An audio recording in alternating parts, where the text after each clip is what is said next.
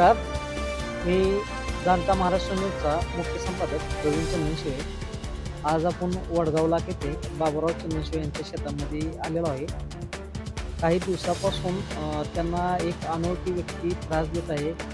ते त्यांच्या शेतामध्ये जे लाईटचं कनेक्शन आलेलं आहे त्या वायरी तोडणे करणे हा त्यांचा त्रास आहे. आज त्यांनी आपल्याला त्यांच्या शेतामध्ये बोलवले, तरी त्यांचं म्हणणं काय आपण पाहू. तुमचं नाव सांगा. बाबाराव चंदनशिवे.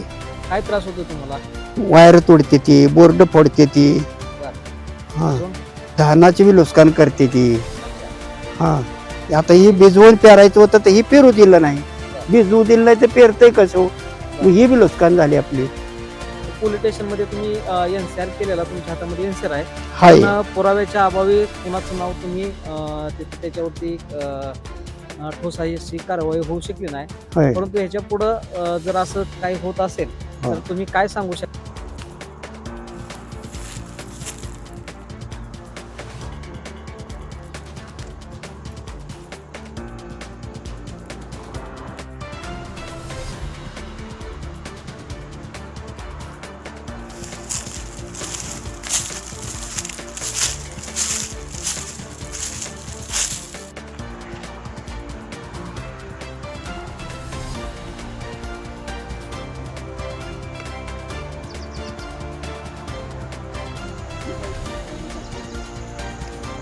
आता हे तुमच्याकडे गेलेलं वायर आहे ना?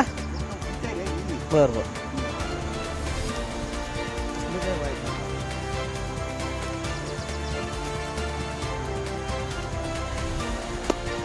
कोणी व्यक्ती तारा वगैरे तोडत असेल त्याच्या बाबत तुम्हाला काय म्हणायचं आहे?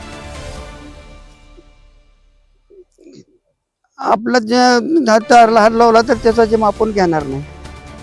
कमी जास्त त्याला झालं तर आपण त्याचा जिम्मेदार नाही.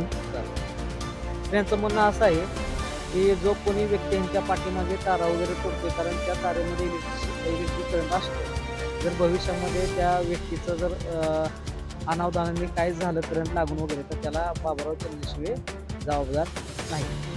ठीक आहे, धन्यवाद.